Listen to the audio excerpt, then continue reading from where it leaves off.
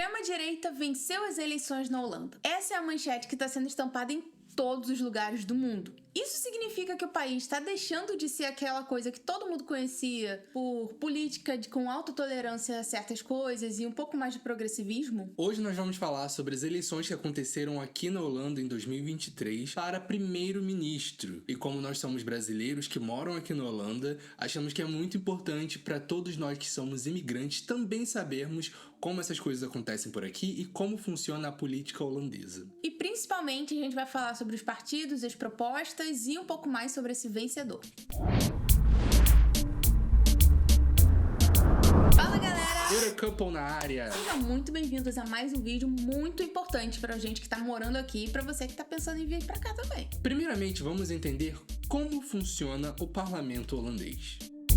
Bom, o parlamento é conhecido como Câmara dos Representantes e é composto por 150 deputados que são eleitos por voto direto. E o partido que obtiver maior quantidade de votos forma o governo que vai liderar a Holanda no próximo ano. O parlamento holandês é o órgão responsável por aprovar leis, controlar o governo e representar o povo. E esses deputados que o Gabriel falou, eles são eleitos e têm um mandato de duração de 4 anos. Lembrando que a Holanda é uma monarquia parlamentar. Isso significa que o rei é o chefe do Estado e o primeiro-ministro é o chefe do governo. O nosso rei aqui, que é o Willem-Alexander, da família de Oranje, é o representante da Holanda no exterior. E ele também é responsável por nomear ministros e assinar leis. Por outro lado, o primeiro-ministro é o líder do partido que forma o governo e ele é responsável por implementar políticas públicas. Inclusive, nós temos vídeo aqui no canal onde a gente fala sobre, por exemplo, o Dia do Rei. Temos também shorts e reels pela internet falando sobre a família real, principalmente sobre a família de Oranje, que é tão importante aqui na história do país e que está no poder já há séculos. Mas vamos falar sobre os principais partidos holandeses. Dentre eles temos o Partido Popular para a Liberdade e Democracia, o Partido Trabalhista, os Democratas Cristãos, o Partido Socialista e o Partido pela Liberdade. O VVD é um partido liberal que defende redução de impostos, incentivo ao empreendedorismo e o controle de gastos públicos. O PVDA é um partido social-democrata que defende o aumento dos investimentos públicos, a melhoria dos serviços sociais e o combate à desigualdade. O CDA, como o nome já diz, é um partido cristão-democrata que defende os valores tradicionais, o reforço da família e o apoio às empresas. O SP é um partido socialista que defende o aumento do salário mínimo, a reforma tributária e o direito dos trabalhadores. O PVV é um partido taxado como populista de direita que, dentre suas propostas econômicas e sociais, ele é polêmico por defender o combate à imigração ilegal, saída da União Europeia e o combate ao islamismo, mesmo com pessoas imigrantes legais aqui, que sejam muçulmanos. E é justamente esse partido que foi o vencedor das eleições. E esse partido obteve 37 cadeiras na Câmara dos Representantes, que a gente falou anteriormente. E isso representa aí cerca de 24,9% dos votos. O resultado dessas eleições foi uma surpresa para muita gente aqui na Holanda, porque como a gente já falou, o PVV é um partido conhecido por ser de extrema direita e com algumas opiniões muito polêmicas. Principalmente porque esse ano a gente teve uma grande massa de estrangeiros que estavam bem engajados nas eleições. Geert Wilders é conhecido por suas posições que são generalizadas como anti-imigração e outras que são de fato anti-islã. Ele inclusive já comparou o islã ao nazismo e chamou ao boicote de vários produtos muçulmanos. Essas posições geram muita preocupação e muita polêmica também entre os moradores daqui, mas ainda assim ele ganhou. E o que o vencedor das eleições precisa fazer agora? Bem, como o PVV não conseguiu mais de 50% das cadeiras, então Geert Wilders vai precisar criar uma coalizão governamental para conseguir governar. Nisso, ele vai precisar negociar com outros partidos para conseguir criar ali um governo que vai ser colocado em prática no próximo ano, caso ele consiga fazer isso. E até o momento atual, do dia da gravação desse vídeo, ele já conseguiu um total de 47 cadeiras, somando, é claro, com aquilo que ele já tinha. As negociações devem ser um pouco difíceis, porque os partidos holandeses têm opiniões diferentes sobre muitos temas. E justamente por isso, o Geert já amaciou um pouquinho os discursos inflamados dele aí, mesmo após o resultado das eleições mostrarem que o povo tá em maioria ali ao lado dele, aparentemente. Segundo o próprio Wilders, ele deixou um pouco dessas suas ideias mais polêmicas de lado, acenando para um discurso um pouco mais popular e dizendo que as prioridades hoje são outras e que ele precisa focar naquilo que é mais importante para o país e para o povo em geral. E de fato, durante todo o período das eleições, a gente viu muitos debates ligados à crise de moradia, crise de economia e da crescente desigualdade social na Holanda. Mas ainda assim, você pode estar se perguntando em casa, como alguém como Geert Wilders e um partido como o PVV pode ter ganhado as eleições? Primeiramente, a gente precisa ter em mente que a ideia de direita e esquerda aqui na Europa é bem diferente da América, e isso inclui o Brasil.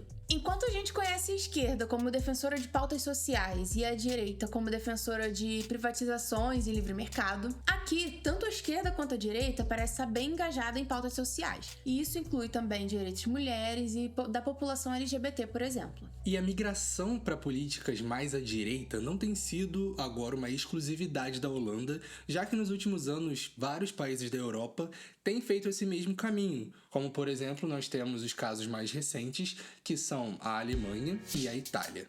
No caso da Holanda, foram muitos os fatores que fizeram com que o discurso de Wilders sobre segurança pública, desigualdade social, moradia e economia na Holanda garantirem a ele vitória nas últimas eleições.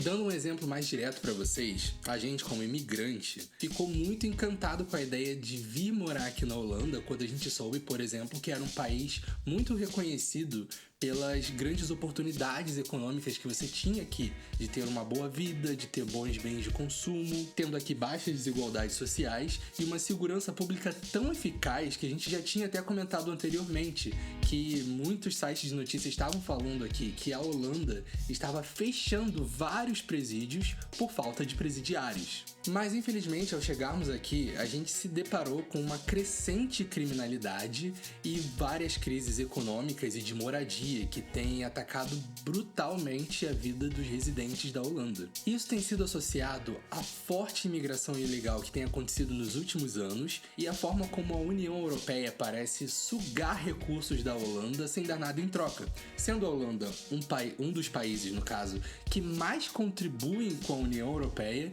e que menos recebem seus benefícios em troca. A população cansada parece ter visto em Wilders uma resposta para os problemas. Muita gente tem visto pela primeira vez essa situação de alto custo de moradia e tudo mais, e eles estão entrando em desespero. Somadas às altíssimas taxas de juros, aumento da violência e do crime organizado e aumento dos impostos de preços de bens de consumo e da alimentação. Tudo isso acontecendo tão rápido em tão pouco tempo gerou a oportunidade perfeita para o Wilders ser eleito. Enquanto o principal partido rival de centro-esquerda possui um discurso mais sobre aceitação e remediação temporária dos problemas que não se sustentam a longo prazo. E ele atribui aos bairros muçulmanos, que existem bastante por aqui, principalmente o aumento da criminalidade e da violência contra mulheres e contra a população LGBT. Bom, fazendo um pequeno adendo, é que, de fato, as estatísticas mostram que nesses bairros específicos há uma crescente criminalidade e violência, principalmente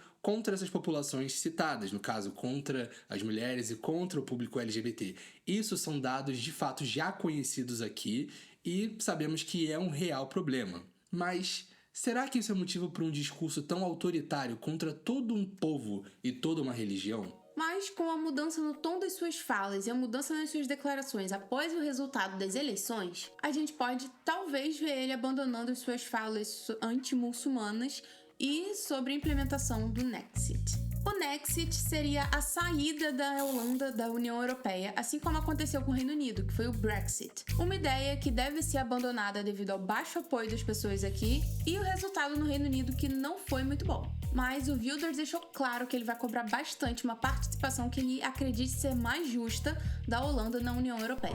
Bom, pessoal, esse foi o nosso vídeo sobre as eleições recentes aqui na Holanda. A gente tentou fazer um resumo. É um assunto complicado, é um assunto muito difícil. A gente não chegou a votar nessas eleições. A gente tem o direito de votar, mas a gente não votou porque estávamos meio por fora até então de tudo que estava acontecendo e a gente optou por deixar o povo que já entende mais das coisas que estão acontecendo por aqui tomarem a decisão do que seria melhor para o país. E quem sabe na próxima vez a gente participe e mostre até pra vocês como que vai ser. A gente também notou que as pessoas se comportam de uma forma diferente aqui na Holanda. Enquanto no Brasil a gente tem uma briga muito grande, direita e esquerda, e os bolsonaristas e lulistas, e aconteceu a mesma coisa nos Estados Unidos com a galera do Trump e a galera ali do Biden. Aqui na Holanda, mesmo tendo essa grande diferença entre o partido vencedor e o principal rival dele sendo ali direita e esquerda, a galera tava vivendo as suas vidas normalmente, porque o europeu, principalmente o holandês, é muito mais tranquilo na hora de resolver esse tipo de coisas. E como a gente falou, direita e esquerda aqui na Europa é muito diferente do que a gente vê normalmente nas Américas. E ambos têm o seu lado bom e o seu lado ruim. E às vezes é muito difícil, como eu achei nessas eleições, escolher qual seria a melhor opção pro país. Mas é isso, galera. Deixa aqui embaixo nos comentários o que vocês acharam. A gente quer saber a opinião de vocês. Não se esquece de dar o like também nesse vídeo, viu? E se você não conhece ou nunca esteve aqui pelo nosso canal, já vai se inscrevendo, procurando nossos conteúdos, e já temos algumas opções aparecendo aqui do lado que você pode assistir. Até a próxima, galera. Fui!